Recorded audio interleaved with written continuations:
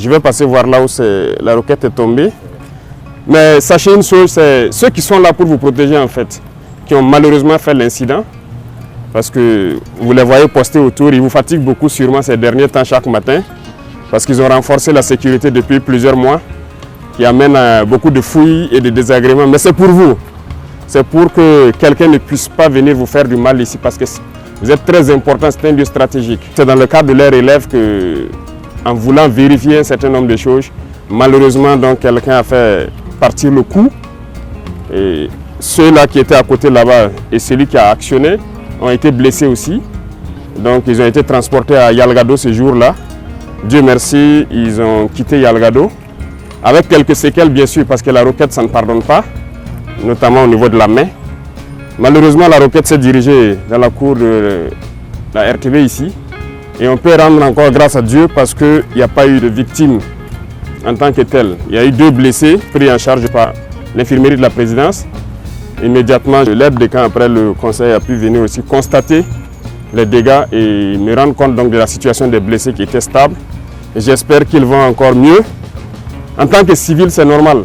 Le traumatisme, vous n'avez jamais entendu une roquette détonner à côté. Encore que vous soyez comme une cible, ça se comprend. On a mis en place une équipe de psychologues pour essayer de prendre en charge notamment ces 2 blessés-là et tout le personnel. Ce n'est pas fait à dessein contre vous. Voilà, c'est juste un incident, ça arrive. Dans le maniement des larmes, ça arrive toujours. Voilà pourquoi c'est qu'on appelle dans l'ISTC chez nous, il y a des règles. Voilà. Malheureusement, des incidents peuvent arriver, ça arrive toujours. Et souvent même c'est malheureux. Donc là, on peut rendre grâce à Dieu qu'il n'y a pas eu vraiment de mort. Et tous les blessés sont en train de recouvrir la santé. On dit Dieu merci. Personne ne veut se faire surprendre. Donc quand une relève arrive là, chacun veut vérifier que ces instruments de travail là marchent très bien. C'est normal, c'est logique. Voilà. Mais nous sommes en ville et ces incidents ne doivent pas arriver en ville. Justement par rapport à l'incident qui s'est déroulé mercredi dernier, pourquoi il n'en fallait pas plus pour alimenter les réseaux sociaux et même certains médias qui parlent de mutinerie des hommes et de votre probable fuite vers une destination inconnue. Que s'est passé exactement? Peut-être qu'ils allaient dire même que le directeur de la télé a été enlevé aussi. Bon, il n'en est rien. Hein. Voilà. Et souvent, on a l'habitude de dire un certain nombre de termes, les gens disent de ne pas le dire. Mais la réalité est là, en fait. Voilà, il y a des apatrides, il y a des ennemis de la nation. Et il y a un discours de Sankara que je vois que vous avez fait passer la dernière fois que je suivais. C'est d'actualité, c'est comme si nous sommes aujourd'hui et qu'il est en train de parler, en fait. Voilà, c'est ça la réalité. Il n'en est absolument rien. Nous sommes là et chacun devrait faire attention ce jour-là. L'incident s'est passé pendant qu'on était en conseil. Et si les gens avaient fui, est-ce qu'après le conseil, il y aurait eu un point de presse? Il y a eu un point de presse, non? Mais comme ils ont l'habitude de mentir, comme ils respirent, ils essaient d'embobiner les gens. Ces individus-là, il ne faut pas les écouter. Hein. Ils veulent distraire les gens. C'est rien d'important. Nous, on ne fuit pas. Jamais. Nous sommes soldats et ça, c'est la dernière des choses qui vient en tête. On ne recule pas, on n'abandonne pas. Et on ne s'agenouille devant personne, à part nos parents et Dieu. Donc ça, c'est notre mentalité comme ça. Ils ont raconté tout ce qu'ils veulent et on les regardait. Justement à cause de ça qu'on n'est pas venu très tôt. Il fallait les laisser alimenter leurs mensonges. Et c'est ce que je disais, peut-être qu'ils allaient venir dire que le directeur a été kidnappé et sa femme même qui croyait peut-être à leur ineptie, allait regarder que mais là je vois maintenant qu'ils mentent. Ils ont la haine en eux. Ils sont constipés intellectuellement. Et c'est ça qui fait qu'ils sont obligés de mentir. Parce que sûrement qu'ils ont pris, ils ont un pacte avec les impérialistes et ils sont obligés de travailler pour les faire croire. C'est des escrocs en fait. Sinon nous on est là, on continue de travailler, on est avec vous chaque matin, on passe. Voilà. Mais on ne voulait pas venir pour les laisser continuer jusqu'à aller se noyer eux-mêmes. Je pense qu'ils se sont bien noyés maintenant. Toute l'Afrique a compris que ce sont des apatrides, ce sont des ennemis de la nation. Voilà, sinon il n'en est absolument rien. Nous sommes là, on travaille. Monsieur le Président, quelle est l'appréciation que vous faites du traitement de cet incident par les médias, notamment les médias occidentaux? Les médias occidentaux, ce n'est pas nouveau. Hein. Et ça tombe bien, vous êtes des journalistes, vous travaillez dans l'information. Vous voyez ce qu'on appelle le média mensonge? Je pense que beaucoup ont compris maintenant.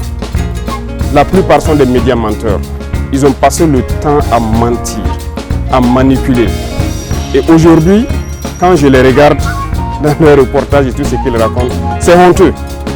Et c'est très bien. Ils sont arrivés même à prouver à toute l'Afrique, à tout le monde entier, qu'ils sont des menteurs. Et c'est bien. Je pense que la jeunesse africaine doit avoir compris, la jeunesse burkinabé doit avoir compris. C'est désabonner de ces gens-là, ne plus les écouter, parce qu'ils nous ont tous manipulés pendant longtemps. Voilà, vous avez plusieurs exemples chez vous. On prend la Côte d'Ivoire, qui n'a pas détesté Gbagbo?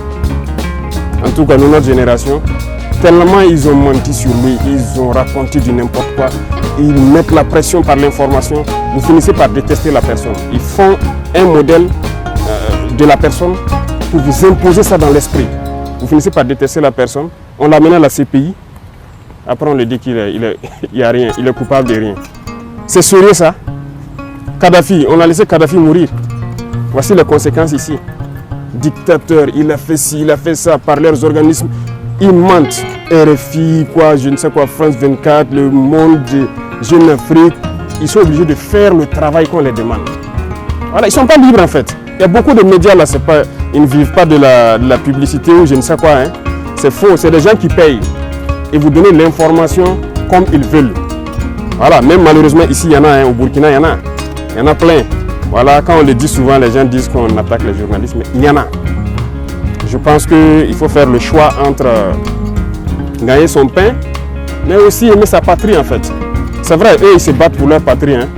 Tout ce qu'ils font, c'est à l'avantage de leur patrie, mais il faut se départir de ça. Et on voit des médias nationaux qui prennent pour référence ces médias-là. Souvent on regarde certains journaux, ils citent selon tel journal, c'est des menteurs. Ils n'ont aucune information, ils n'ont rien. Leurs reporters, c'est des menteurs. Parce que lorsqu'ils veulent s'attaquer à un pays, ils peignent le pays comme ils veulent. Ils disent ce qu'ils veulent du pays pour amener tout le monde à détester et pouvoir faire passer ce qu'ils veulent. Mais je pense que cette fois-ci, on a compris. Nous sommes en 2024. Et bien, c'est un jeu d'échecs. Allons-y, on verra bien ce que ça va donner. Donc, il faut vous départir de ces médias-là. Bonjour, Excellence. En lien toujours avec l'incident de tir, certaines sources auraient indiqué qu'il y ait eu des mouvements d'avions, d'hélicoptères à Ouagadougou et à Dori. Qu'est-ce qui a expliqué ces mouvements d'hélicoptères, d'avions observés? On a dit que nous on a fui en hélicoptère pour aller à Dori. Et quand vous voyez des grandes personnes mentir, ça fait pitié. En réalité, c'était le mercredi, c'était le lendemain de l'attaque de Mansilla. On a lancé une opération à Mansilla. Et donc les hélicoptères envoyaient des troupes en renfort encore.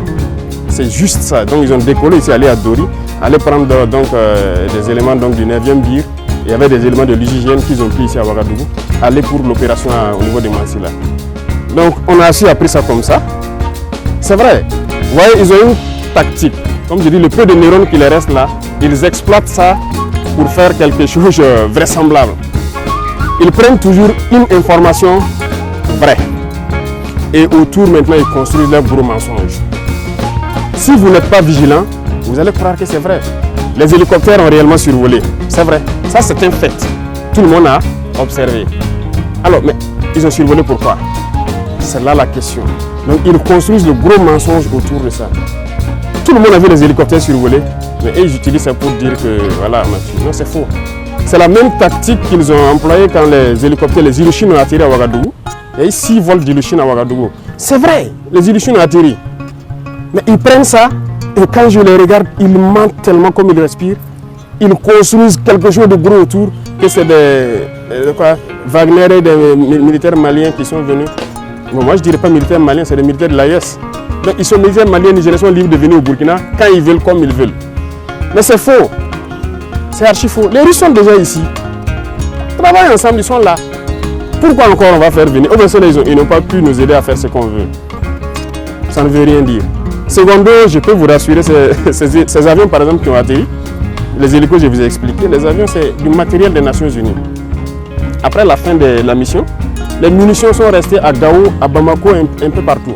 C'est le bateau Tombouctou qui avait commencé à prendre nos munitions d'ailleurs pour évacuer vers Bamako. Ils ont détruit ce bateau-là, donc on a trouvé d'autres moyens d'envoyer ça là-bas.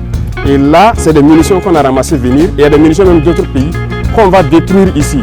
Donc il y a une structure des Nations Unies qui est la UNMAS, qui est au courant de l'opération, qui doit même superviser cette opération ces 2 jours-là. C'est des munitions donc de la mission. Excellence, dans certains milieux, on a même parlé de vacances du pouvoir et qu'au sein de l'armée, il y aurait des tractations pour désigner votre successeur. Est-ce que vous avez été tenu au courant de cette dite tractation? Si c'est vacant, qu'ils viennent prendre. Puisqu'ils ont dit qu'on a pu aller au Niger, non? Ils n'ont qu'à venir prendre. Ils essayent là-bas pour faire quoi? Ils n'ont qu'à venir eux-mêmes venir prendre. Ils n'ont rien compris en fait. Mais comprenez-les, s'ils ont été payés et qu'ils n'ont pas atteint leur objectif, ils sont obligés de mentir pour justifier ce qu'ils font. Et ce n'est pas eux seuls. Vous voyez les Djibril Bassolé ou autres là, ils se baladent à travers le monde, ils mentent, ils composent avec les terroristes pour tuer des Burkinabés, croyant qu'ils peuvent faire changer des choses. C'est révolu ça. Les gens ont compris. Donc il faut leur dire peut-être si c'est vacant, ils n'ont qu'à venir. Ils viennent prendre. Ces gens n'ont rien, ils n'ont pas d'enfants, ils n'ont rien dans l'armée. Et c'est vous qui vous asseyez là-bas pour essayer de manipuler les enfants d'autrui, espérant faire ce que vous voulez. Est-ce qu'ils sont intelligents? Ça veut dire c'est une insulte. C'est une insulte même au peuple burkinabé de prendre les gens pour des enfants, raconter des balivernes et croire que les gens vont avaler ça. Non, les gens sont intelligents. Nous sommes en 2024. Voilà, c'est plus les années où les gens peuvent voir des informations comme ça et puis bondir dessus et tout. Mais retenez qu'ils ont plusieurs objectifs. C'est le chaos, c'est voilà, déstabiliser le Burkina parce que notre ligne de conduite ne les plaît pas. Et ça nous réconforte. Ça nous réconforte, ça fait que nous, on veut aller vers notre objectif qu'on s'est assigné. Donc n'ayez pas de crainte à cela en fait. Avec tout ce qui se passe, est-ce qu'il vous arrive d'avoir peur pour votre vie? Comment vous gérez émotionnellement tout ce qui se passe? La raison est Hélène, l'émotion est nègre. Vous voyez, ils jouent aussi sur l'émotion. Voilà, quand ils ont fini par faire comprendre à tout le monde qu'ils sont à l'origine des attaques. Et ils essaient de prendre ça pour créer l'émotion. Parce que dans leur tête, les nègres n'est qu'émotion. On se base sur l'émotion pour agir et tout. Parce qu'ils ont fait une analyse que c'est quoi? C'est une attaque qui a fait partir Rock. C'est Gaskindé qui a fait partir Damiba. C'est comme ça dans leur tête. Hein. Vous ne pouvez pas changer ça. Et il les faut créer un incident malheureux pour espérer que nous ne sommes pas. Parce que le Burkinabé n'est qu'émotion. Non, ils ne connaissent pas le Burkinabé. On n'est pas qu'émotion. On sait où on part maintenant. Les gens ont compris l'essence de notre lutte. Nous, on n'a pas peur. On n'a jamais eu peur parce qu'on a eu la chance, je dirais, d'avoir fait le terrain et de vivre des situations où on aurait dû perdre la vie depuis.